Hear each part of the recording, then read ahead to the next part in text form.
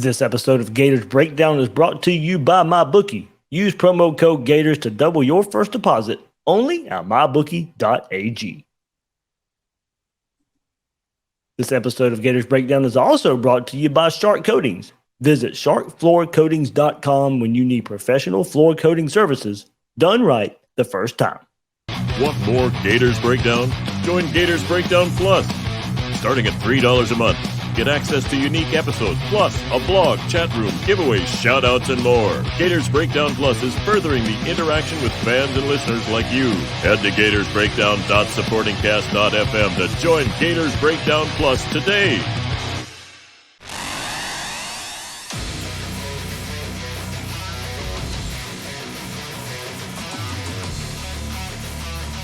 Gators Breakdown.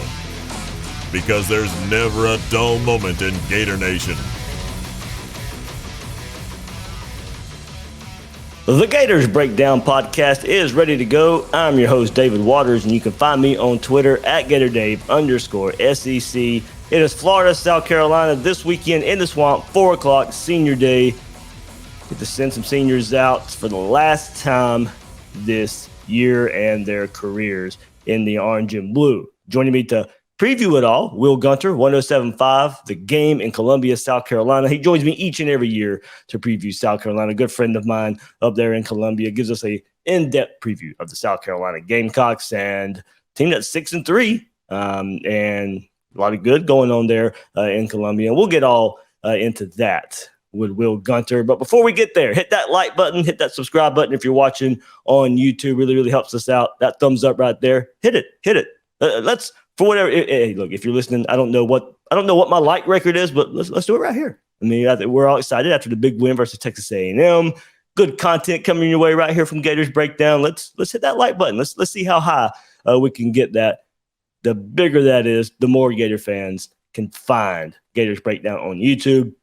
And check us out on Gators Breakdown Plus, of course. Link is in the description. gatorsbreakdown.supportingcast.fm. You get SEC coaches teleconference week in and week out, extra conversation going on the Gators Breakdown Plus Discord, a giveaway, Florida, South Carolina tickets this week. So a lot of good stuff happening there with Gators Breakdown Plus, of course. So just I like it. Good community we've got right there on Gators Breakdown Plus. One more time, the link is in the description. Right here on Gators Breakdown, I am joined by Will Gunter from 107.5 The Game in Columbia, South Carolina. Talks Gamecocks day in and day out up there. Will, thanks for hopping on Gators Breakdown one more time to preview these Gamecocks. Yeah, it's that time. We finally get back to our kind of usual spot in mid to late November, and the weather will be a little bit cooler, a little bit more interesting. So glad to hop on and do it. Yeah. So, all right, let's get to these Gamecocks. 6-3 so far this season. Is the team where you expected, maybe even ahead of schedule a little bit?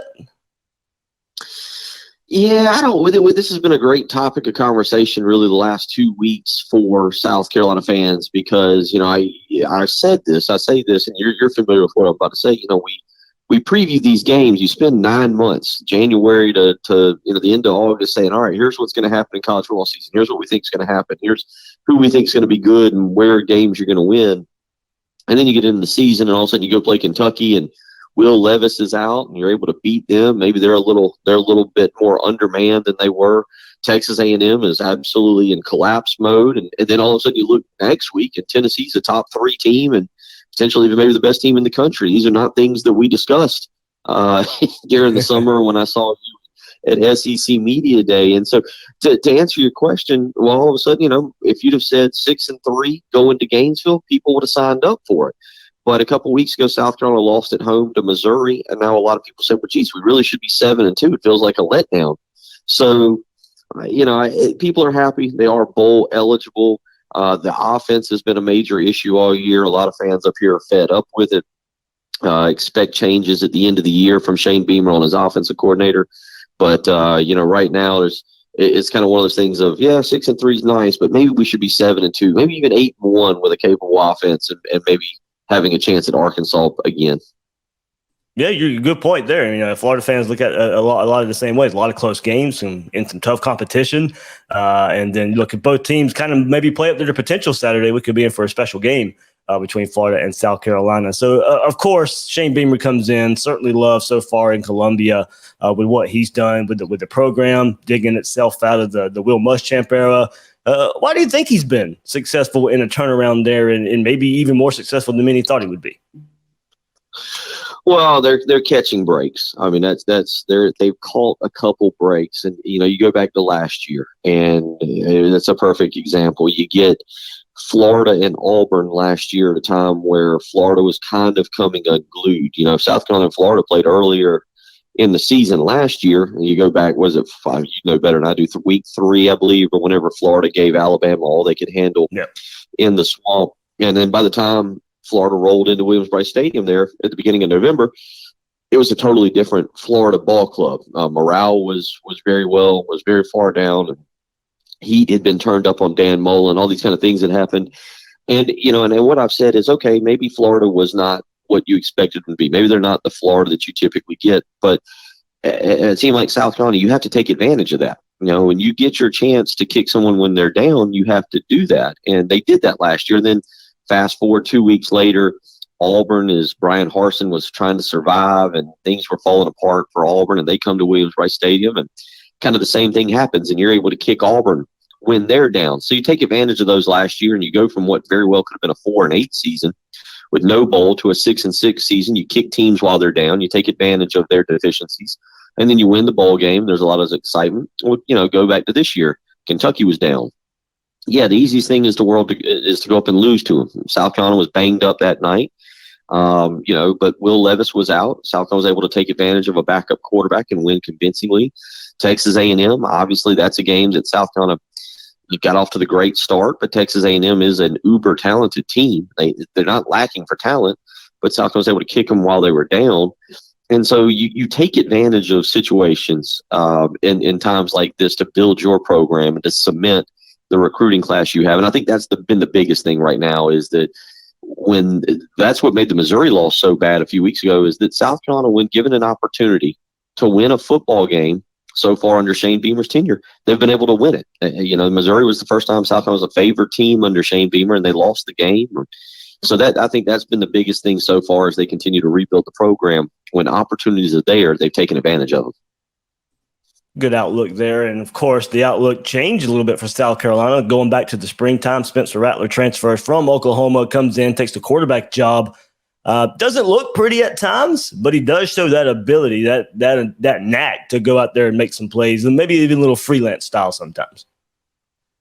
Well, as the great debate here is it Spencer Rattler is just an average quarterback or a slightly above average quarterback, or is the offensive system he's in really prohibiting him from being that guy? There is a belief that offensively South Carolina does have some weapons. Juice Wells at wide receiver. Josh was really good last year. Marshawn Lloyd is one of the better tailbacks in the league when given carry. So, you're not lacking from offensive weapons, but the play calling has been very suspect at times. A lot of plays have either been behind the line of scrimmage with passes, or they've been 20 yards down the field. There's no real intermediate passing game. And so it's been a little difficult, I think, to maybe assess just what is Spencer Rattler. I think the phenomenal question, especially in this day and age with the transfer portal, I kept trying to bring it up during the summer. Nobody wanted to hear it. Well, what happens if Spencer Rattler doesn't have a great year and he has to come back and he's not projected? Well, he's got eligibility left, and he really is not the year. He's not had a year where he becomes definitely not a first or second round draft pick. And I don't know if he's draftable at all at this point, given some of the deficiencies he's shown and seeing the football field and some of the chances he takes. Well, if you come back, South Carolina's got a pretty good quarterback room right now, pretty deep. And, again, that transfer portal, you can transfer without sitting, out having to sit out a year. So I think that's kind of the interesting thing with him and this offense and everything, looking ahead to 2023 and so forth and so on. Yeah, so I guess you were talking about with the OC that might play into it as well. Who do you guys bring in next year there for a quarterback, and maybe Spencer Rattler's continuation of his career at South Carolina? Yeah, you're right. The offensive coordinator is going to be a big part of it. South Carolina could conceivably lose the majority of their offense in the offseason, but with the COVID year, they they could also potentially bring a bunch of guys back who maybe want to take one more year to enhance their draft stock. So there's a lot that's going to happen after Thanksgiving for South Carolina. Again, the good news is they're bowl eligible. You're going to play an extra game. You got a chance this weekend to maybe get to 7 wins and improve your bowl scenario a little bit. So there's good things there, but still changes are going to have to be made in the offseason for this program to take another step. Well, let's go to probably maybe the biggest story of the game for South Carolina, and that's running back Marshawn Lloyd did miss last week versus Vanderbilt with that deep thigh bruise. What's the latest on him? And if he can't go or if he is limited, what do we expect to see from South Carolina? My guess, this could change. Now, Shane Beamer plays injuries very close to the vest. I mean, most people knew that Marshawn Lloyd was hurt and there was going to be limited, and then it wasn't until I guess when the team arrived at the stadium to get off the bus and nobody saw him get off the bus that they realized, oh boy, he's not even in Nashville, let alone going to be wearing a Gamecock jersey on Saturday night. So again, Shane Beamer will keep things very close to the vest. My gut is that he will likely be out again, and if that's the case, you're going to see him go with Jaheim Bell and Juju McDowell. McDowell, the smaller, quicker version, had 5 carries for 48 yards. If you could get him in space, he's a dynamic playmaker. But he's not a guy that you want to run between the tackles a whole lot. And then you've got Jaheim Bell, who, again, is really a jack of all trades. He's 6'3", 235. They've lined him up at tight end. He can play wide receiver. You've got to kind of get him the ball. Last week, 16 carries for 56 yards. He can make some things happen if South Carolina can block, but he's also not really a threat to, take one off the left side and go 80 yards per se for a touchdown.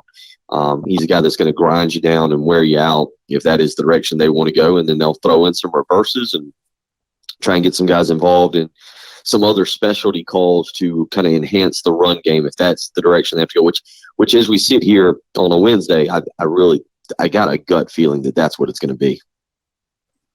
And last week, the Carry-On Joiner was out there, maybe even used a bit more creatively than you guys would have expected. Is that something that also may play into this game if Lloyd's out? Well, again, what I'm saying kind of goes back to a big concern and big point of emphasis for South Carolina fans. Like, hey, you got this Carry-On Joiner. I don't know if people realize this. Carry-On Joiner's last 10 passes are completions. That goes back to last year in the bowl game, and he has 2 touchdowns. He's a natural guy with the ball in his hands. But that's really the first time we've seen him utilized that way this year. Why does it take you 8 games, the 9th game of the season, to put him in that scenario? And what you had after the bowl game. It wasn't like he graduated and then decided to come back in game 8 this year. So there are a lot of people who say, okay, well, that worked last week. That was not a bad. It's worked in the bowl game. Maybe just out of the sake of trying, give it a shot again and see what you can do. And so I'm with you. I think, normally you would say, oh, well, this worked and we should probably be prepared for that. Well, who knows? For all I know, you may not see the Carry-On Joiner take a single snap at quarterback on Saturday afternoon, which people would say is the craziest thing ever, but it would be right in line with some of the things we've seen with this offensive play calling. Yeah, I hear you there. I was going back and looking at the Vanderbilt game, and I was saying, kind of where has this been this season for South Carolina? Will Gunter, 107.5 The Game, Columbia, South Carolina, previewing these South Carolina Gamecocks. We'll move to the other side of the ball before we sign off with him. Will, 99th in the country in rush defense. Florida comes in the 20th best rush attack in the country. Is this honestly just simply where the game lies, in your opinion? I think it's a big part of it. Yeah, I think it's a big part of it. South Carolina has been serviceable against the run so far this year. Chris Rodriguez had over 100 yards at halftime and finished the game with 126 yards. So they held him down in the second half. Devin Achane for Texas A&M had over 100 yards of rushing in the first half and ended up finishing with 99 yards. South Carolina's been run on. They've got some issues at linebacker, and the defensive line has got to continue to get better. But the linebacking position has been a major concern for South Carolina. They are going to start 2 experienced players in 12th year senior Sherrod Green, and then Brad Johnson, I think, is also in about his 12th year, but it's more of a defensive end. And Green's had some injuries. He's kind of just not the player that he was. South Carolina lost their top linebacker, Mo Kaba. in the second game of the year in the Arkansas game, and they've got some younger players. Debo Williams, number 0, is a solid player that can go in there, but he's still learning. And Stone Blanton is a true freshman they were very excited about and has done some nice things, but he's a true freshman, and he's learning. So South Carolina, they are what they are. It's going to come down to tackling, and that was the big deal last week. For whatever reason against Vanderbilt, South Carolina all of a sudden turned into an extremely poor tackling team, whereas you go back to the Texas A&M game, and South Carolina did a great job of keeping A-Chain in their grasps and getting him to the ground. And, you've got a big quarterback Saturday in Anthony Richardson, 6'3", 6'4", 235, 240. You got to get him to the ground. That's where he hurts you. He breaks 3-4 tackles, and the next thing you know, there's 4 defenders laying on the ground, and he's sprinting down the sideline. I think South Carolina, I don't think they'll necessarily get gashed in terms of wide open runs. Where I think they can get hurt is he just goes off one side or the other and runs into 2 or 3 guys, and they fall down, and he keeps going. Yeah, Gator fans, definitely, with the success versus Texas A&M on the ground, and last week for the Gators, and of course throughout the season. I think that's probably where we're pinpointing the difference right here for this Gator offense and that South Carolina defense. Will, last thought from you. Looking at stats, of course, you can dive in deeper by watching South Carolina game in and game out. Not great at getting sacks, but there is pressure there. There's only 13 sacks this season, but that also at the same time has not hurt the pass defense as far as, the stats go. 30th ranked pass defense in the country. You got some true freshmen in the secondary making some plays for the Gamecocks. What's their maybe up front pass rush wise, but also on the back end with some young guys back there for the Gamecocks? Yeah, they don't have that scary pass rusher. It was supposed to be Jordan Stroll, transfer, who came in actually last season, and this was going to be his second season, and he is out for the year with a knee injury suffered against Arkansas. So they've had to rely on a younger player, Gilbert Edmond, who's I guess I get these years all confused now because of COVID. But I guess he's might be a redshirt freshman since the COVID year didn't count and he didn't play last year. Whereas, he's in his 3rd year, but he's come along and had some nice moments.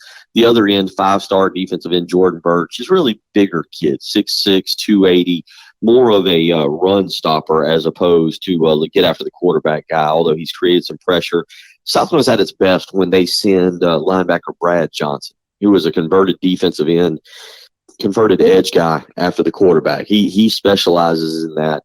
And that's really where they've been able to create some havoc and get to a quarterback. But they don't have that guy that Florida or anybody will line up and go, okay, we have to know where that guy is at on any given snap. And they're addressing that in recruiting. They got some really good players coming in. But, as far as Saturday goes, you don't have that guy who you think, okay, we've got to send a running back over to chip or a tight end over to kind of chip off of that guy. It's a scenario where right now Florida's going to be able to probably keep 5 guys in if Carolina's rushing 4. Carolina will have to blitz to create pressure, and they've done that at times. They can, as you just said, they can move you off your mark and force some throws.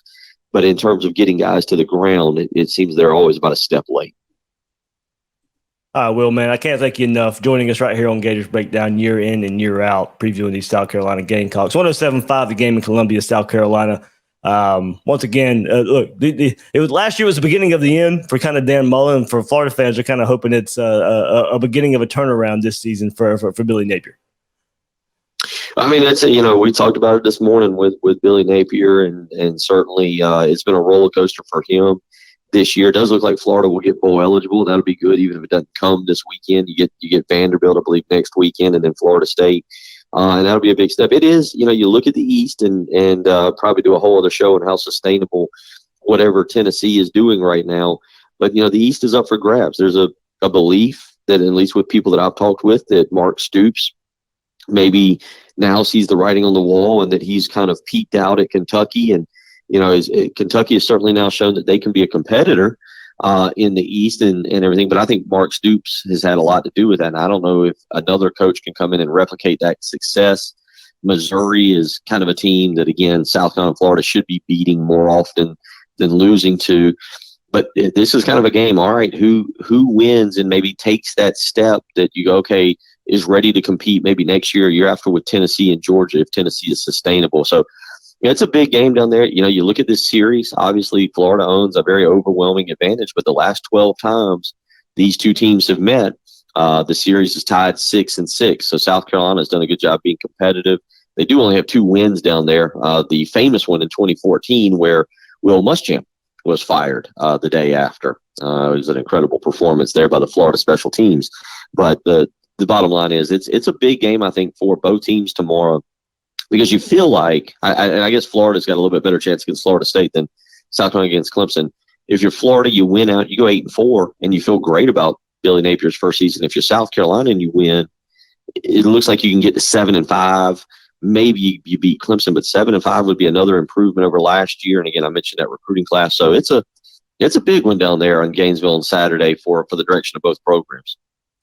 Mentioned that recruiting class. I'm going to keep hammering it home. It hurts to see Pup Howard out of here in Jacksonville going to South Carolina. You guys are going to love him. Great kid. I'm hoping he'd be in orange and blue, but you guys are getting a good one there. Yeah, we talked about the problems at linebacker. Good chance he comes in and makes an immediate impact next year, which is something South Carolina needs. All right, there we go. Will Gunter, 107.5 the game in Columbia, South Carolina. Will, thank you for previewing these Gamecocks. Always glad to do it, buddy. Glad to talk to you and hope to hear from you soon. You know sports, you pick winners all the time, so why not get paid for them at MyBookie? MyBookie has the biggest online selection of odds and contests for all your sports betting needs, anytime, anywhere. Bet on the NFL, NCAA, or swing for the fences with the brand new Money Bag. The MyBookie Money Bag is a one-of-a-kind opportunity to spin for crazy odds on props and futures. Just place your bet, spin the wheel, and get ready to score epic odds on the best teams, athletes, and events. Sign up for free today. Use promo code Gators and claim a deposit match of any amount up to $1,000. Again, that is promo code Gators right here on Gators Breakdown to claim your deposit bonus and give yourself the competitive edge. It's not just a sports book, it's a community. Bet anything, anytime, anywhere with MyBookie.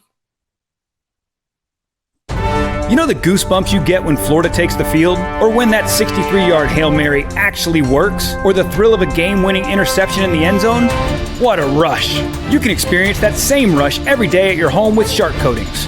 We'll cover your old, ugly concrete with a beautiful industrial concrete coating and a warranty that lasts longer than most careers in professional football. So whether your garage floor is for parking, partying, or working out, Shark Coatings can transform it. And if your pool deck is starting to look like a bulldog, old, cracked, and smells like pee, Shark Coatings can transform that too. Shark Coatings is easy to clean, stain resistant, and is 100% antibacterial and antimicrobial. We're easy on the eyes and on the maintenance. Gator Nation is worldwide, and Shark Coatings is based right in the heart of it. So whether you live in Brunswick, Georgia, or Live Oak, Florida, down to Ocala, over to New Smyrna Beach, or anywhere in between, contact us for a free estimate today. Learn more at sharkfloorcoatings.com. That's sharkfloorcoatings.com. All right, let's get to even more on the South Carolina Gamecocks previewing their game as they travel to the swamp to take on our Florida Gators. You might hear some sniffles and stuff. I've got some sinus problems going on. It's been an issue for as long as I've been doing Gators Breakdown. It's gotten a whole lot better recently, but hit me hard today. So you just have to bear with me. But all right, let's take a look so far. South Carolina's schedule this year, they opened up the season, 35-14 victory over Georgia State. Then 2 straight losses. They go to Arkansas and lose 44-30, and then go to Athens or host the Bulldogs and lose 48-7 to the Bulldogs in the 3rd game of the season. Then went on a little run. Did South Carolina 4 straight victories. Beat Charlotte 56-20. Beat South Carolina State 50-10. Okay, yeah, you expect those. And then, as you heard Will mention, and a lot of us watched at the same time, Will Levis not playing versus Kentucky. South Carolina goes on the road. I think that was Chris Rodriguez's first game back, maybe for Kentucky or around that area. But either way, South Carolina gets the victory, 24-14 over Kentucky. And then the turnover fest against Texas A&M. Texas A&M goes to Columbia. Raucous crowd that night in Columbia. They believe they returned the opening touchdown or kickoff for a touchdown. They caused some turnovers in the first half. Got up big early on Texas A&M, and then hung on for a 30-24 victory over Texas A&M. And then the disappointing loss. They had all the momentum of that. 4 games in a row. You beat Texas A&M, you beat Kentucky, but only to turn around and lose to Missouri 23-10. And then last week, a 38-27 victory over Vanderbilt. So last time out, you look at that Vanderbilt game, they put up 17 first quarter points, got up big, had a season high 31 points in the first half, but it never looked back, 38-27 on Saturday night. All right, so there you go. Look at South Carolina's schedule so far this year. 6-3 is their record as they come to Gainesville. Coming off wins in each of their last 2 SEC road games. So played on the road here versus Florida, winning at Kentucky and at Vanderbilt. It's the first time they've won back-to-back SEC road games since 2012, when they won at Vanderbilt and Kentucky in consecutive road contests. Now here we go.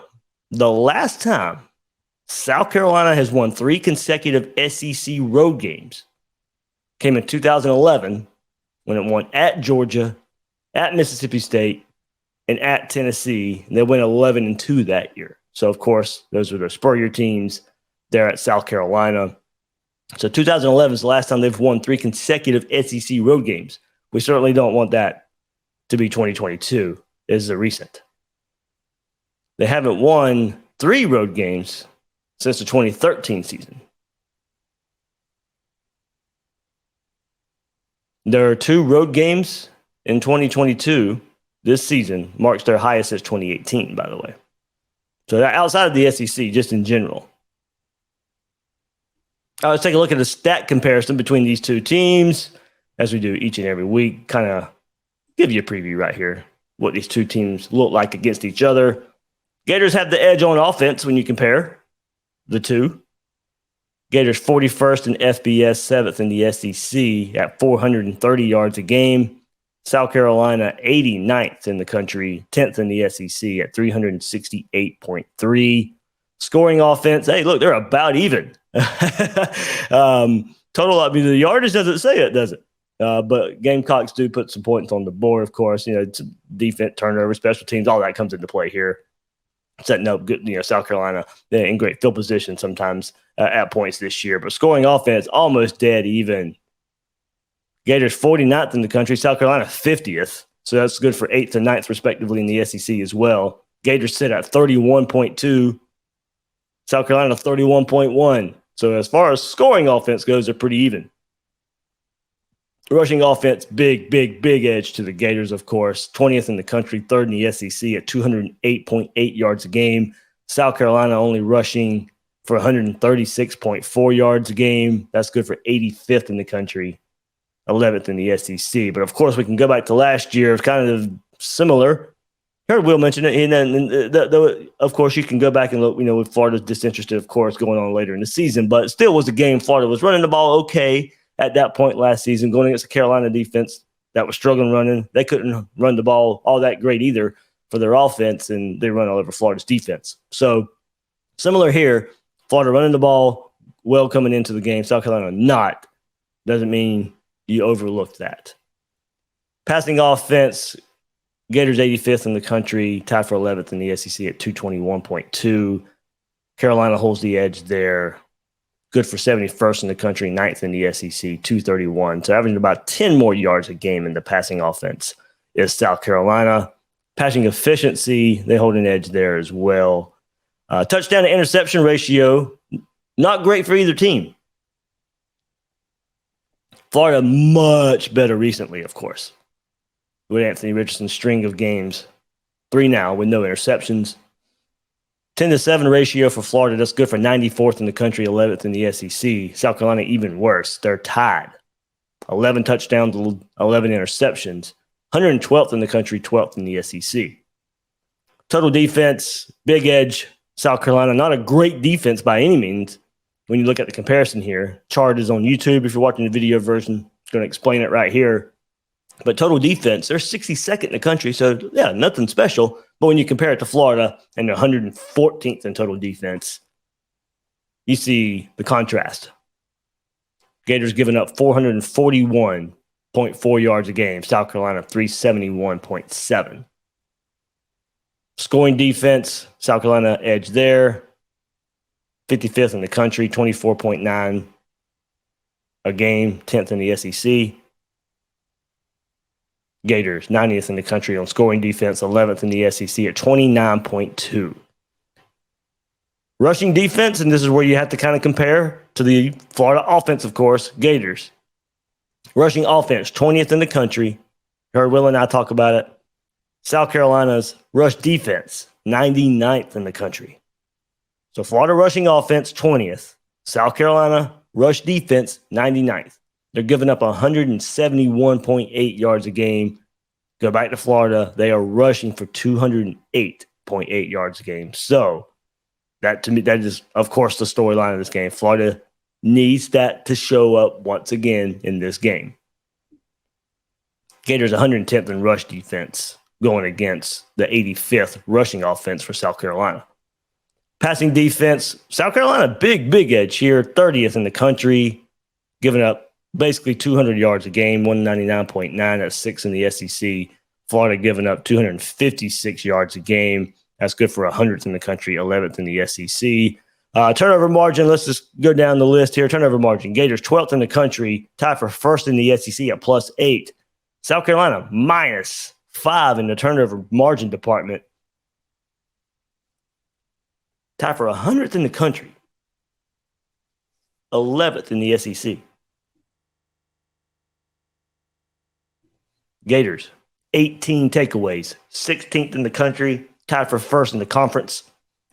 South Carolina, 15 takeaways, 38th in the country, 4th in the SEC.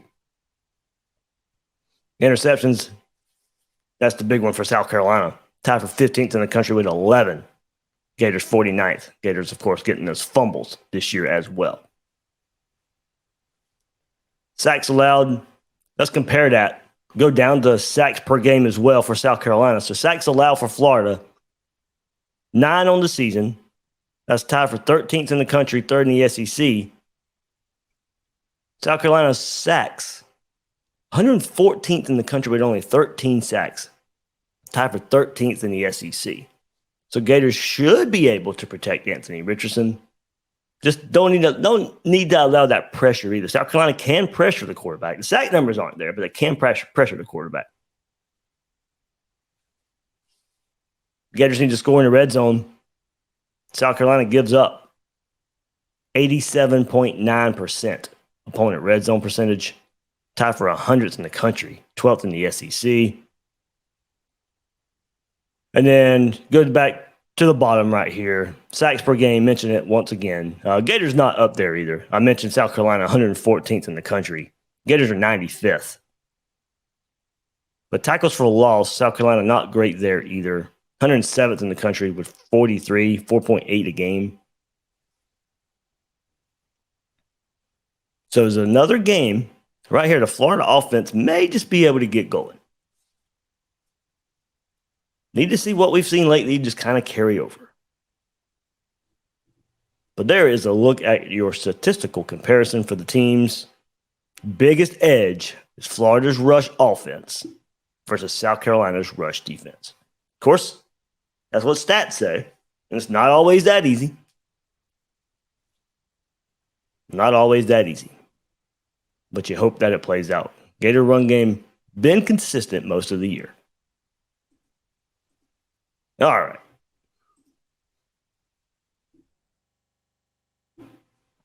So the teams, Florida, South Carolina, they've split the last 12 contests, as you heard Will say, 6-6. Last season, South Carolina scored their most points in the series, its largest margin of victory in a 40-17 win over Florida. In Columbia last season, of course, was pretty much the beginning of the end for Dan Mullen and that staff. John Hevesy, Todd Grantham fired after that game. Looking at South Carolina, they've tallied 30 or more points in 6 of 9 games this season, scored 30 or more just 3 times in 13 games last season. and haven't scored 30 or more points more than 6 times in a season since 2018, when they accomplished that feat 7 times. After putting up 38 points, including 31 in the first quarter and 492 total yards at Vanderbilt, they're averaging 31.1 points per game, gaining 368.3 yards per game, 136 on the ground, 232 in the air. Last season, South Carolina averages 22.6 points a game, 30 up to 31 now. Big improvement for them. As I said, it's been set up by special teams. They play good complementary football.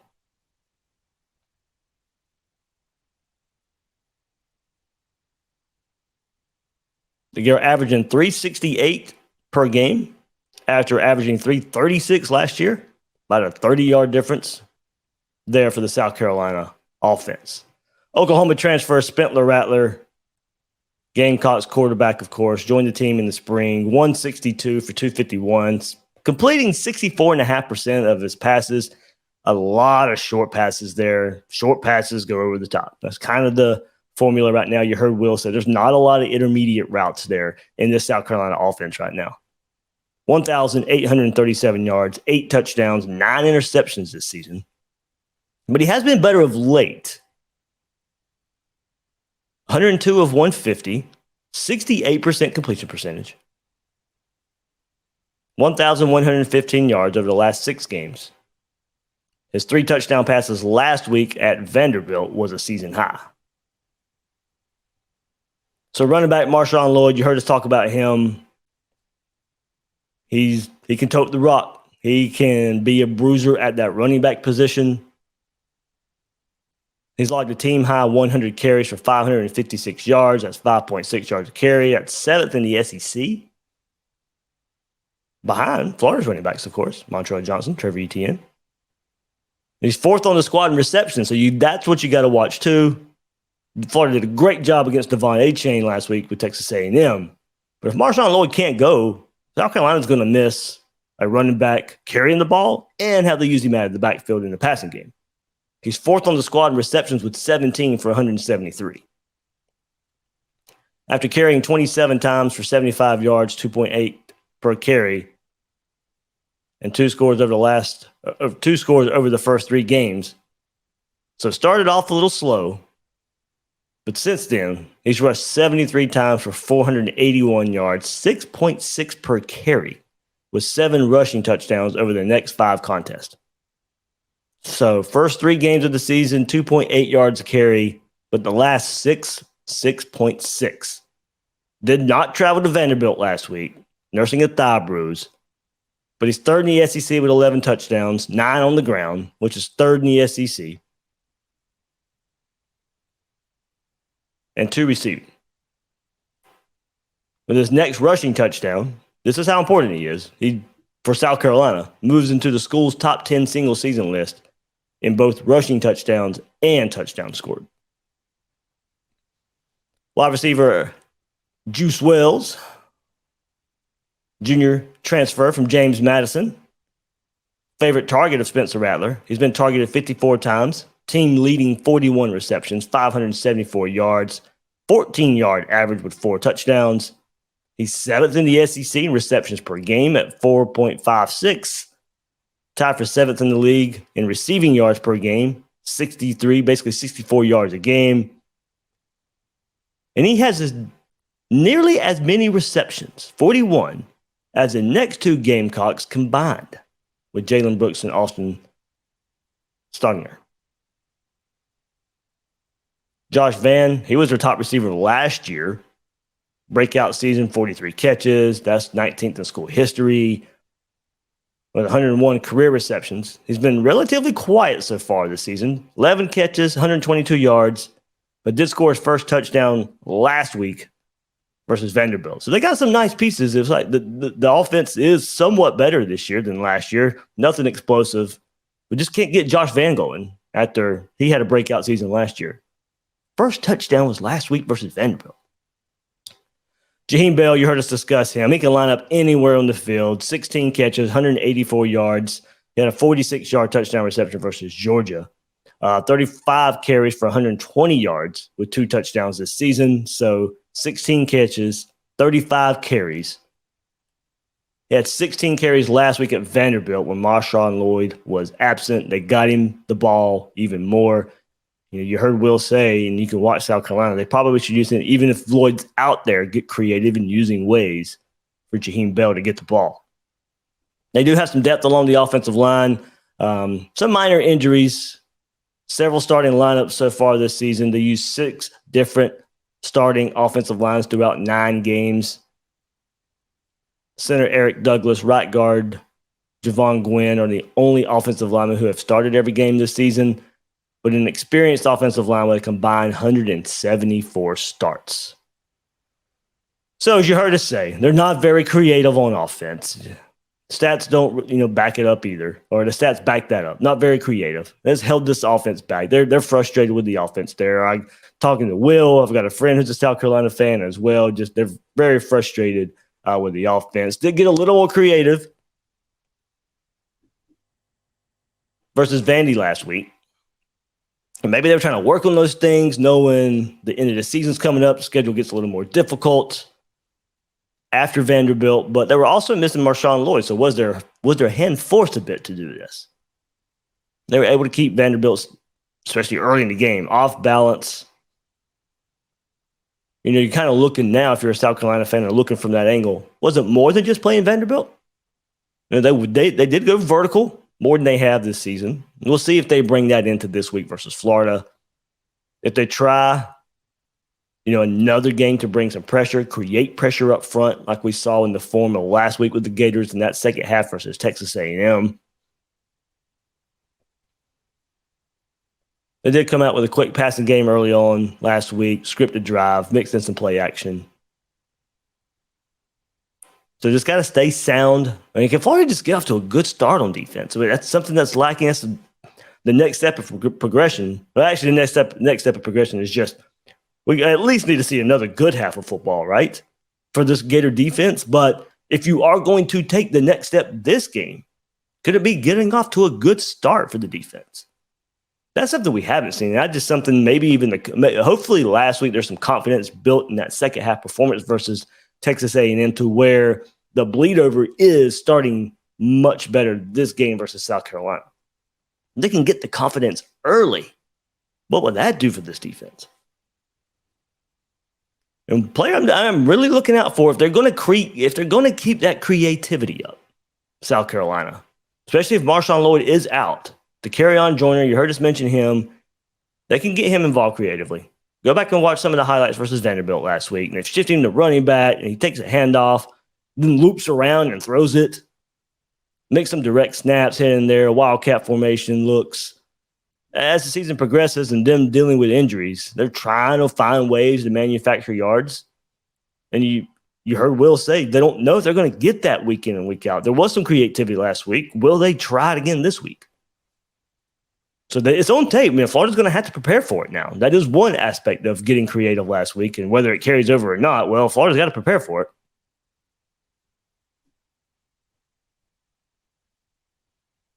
Florida wins up front. It doesn't really matter. Look, that's the hallmark of a defense. If you win up front, it doesn't really matter what you do.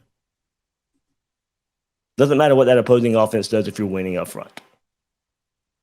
Punch them in the mouth. Need to be able to limit Rattler, of course. He gets creative. Not necessarily taking off. He can take off and run, but it's not necessarily what you're worried about. He still wants to create, maneuver in the pocket, move the pocket, escaping to make a throw. He still wants to make that throw. A lot of short throws, very conservative-looking offense a lot of the time, and then try to go over the top. They can give up sacks, as we saw. Gators need to take advantage there, win up front, continue what we saw last week, aggressive in coverage, pressure up front, try to create those turnovers. Don't make it easy for them. That's what we've seen too many times from this defense, is just making it too easy for an offense. Of course, Rattler did play this Gator team in the Oklahoma Bowl game a few years ago. That doesn't mean anything right now. Different staff, him on a completely different team. This Gator staff, different, of course. Nothing really going to bleed over from that. But just to Nice note if you forgot that. The Cotton Bowl 2020 season, Spencer Rattler did play in that game as Oklahoma quarterback. Let's move to the other side of the ball. South Carolina defensive coordinator Clayton White. Immediate payoff for Shane Beamer taking over for that Will Muschamp, mostly Will Muschamp defense, of course. Him having that defensive background turned around for that unit to be much better than Harold and Muschamp with his defenses. He's a good defensive coach. Don't get me wrong. I'm just saying he just could not get it done at South Carolina. Clayton White comes in. Shane Beamer comes in. White had Carolina allowing 24 points per game last season. That was down from 36 in 2020. 12-point difference improvement last year.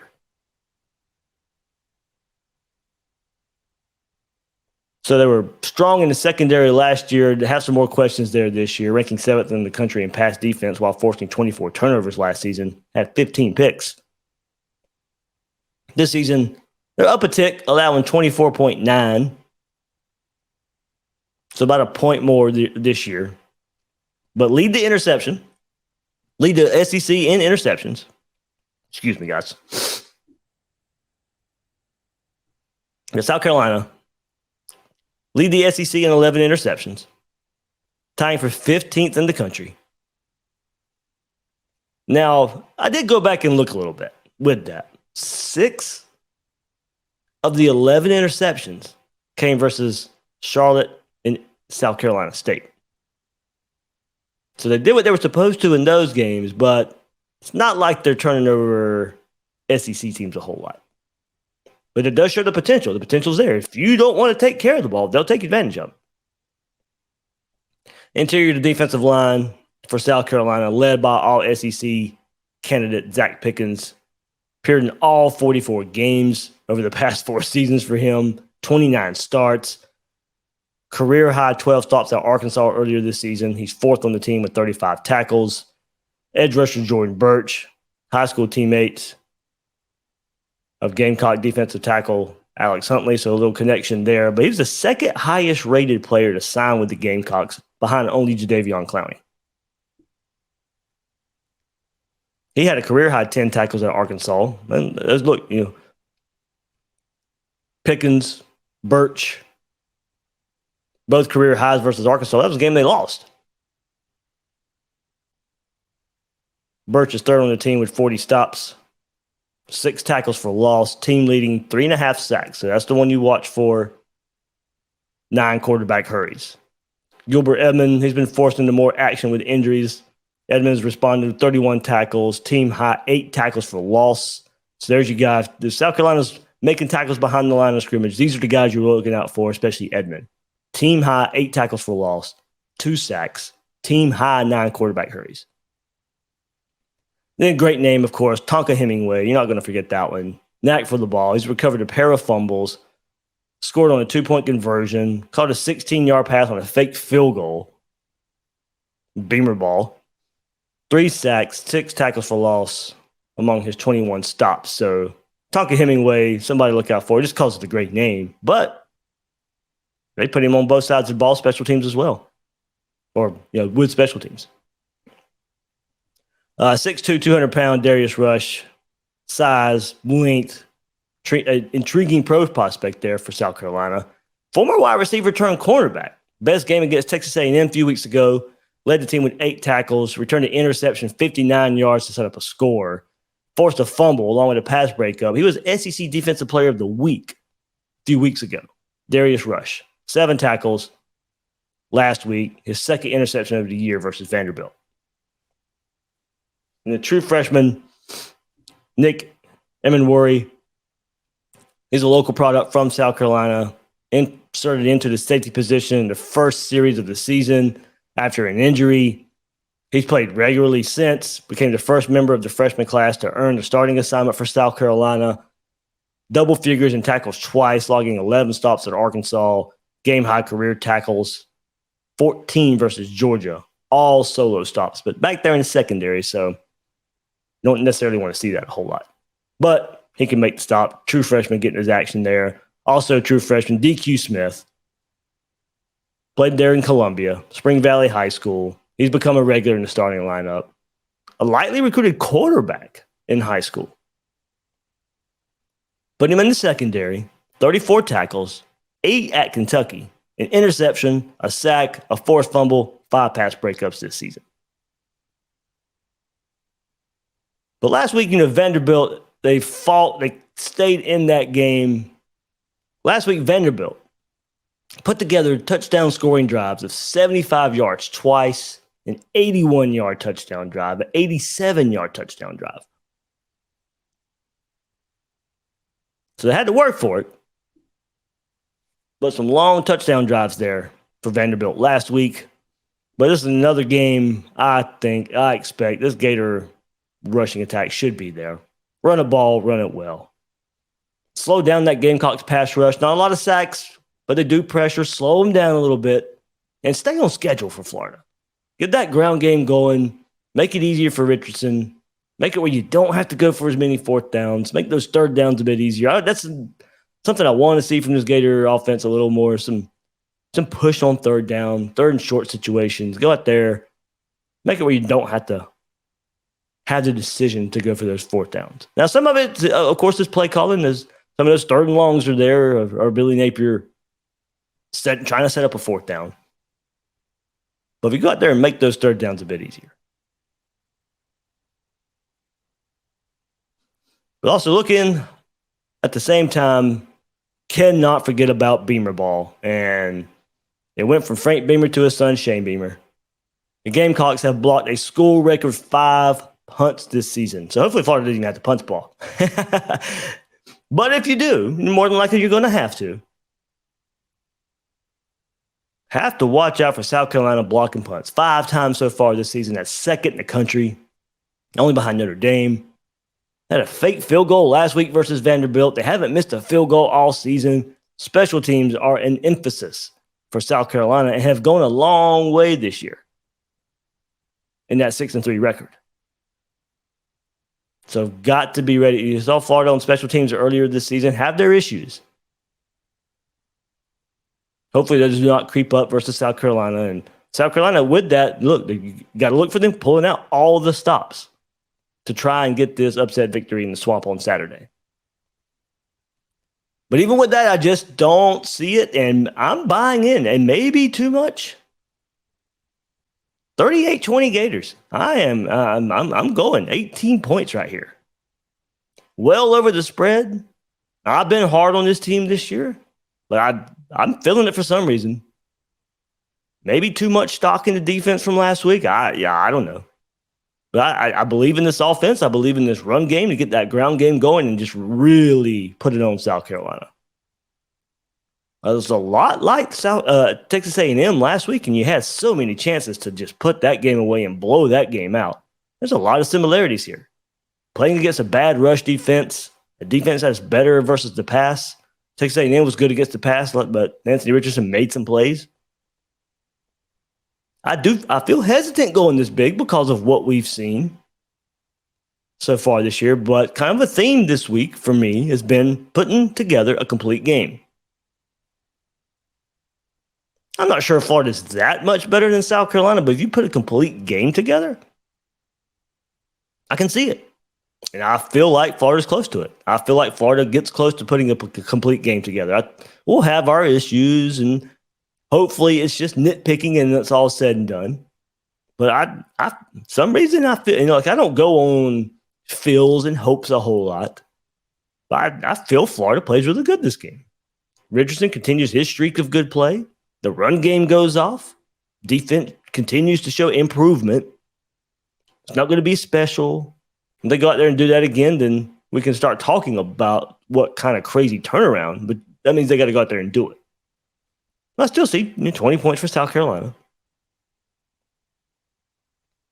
Now, look, when picking this, I won't be disappointed if Florida only wins by 1. Like I said, I don't think Florida's that much better, but I think if they go out there and play that complete game or close to a complete game, I can see it happening.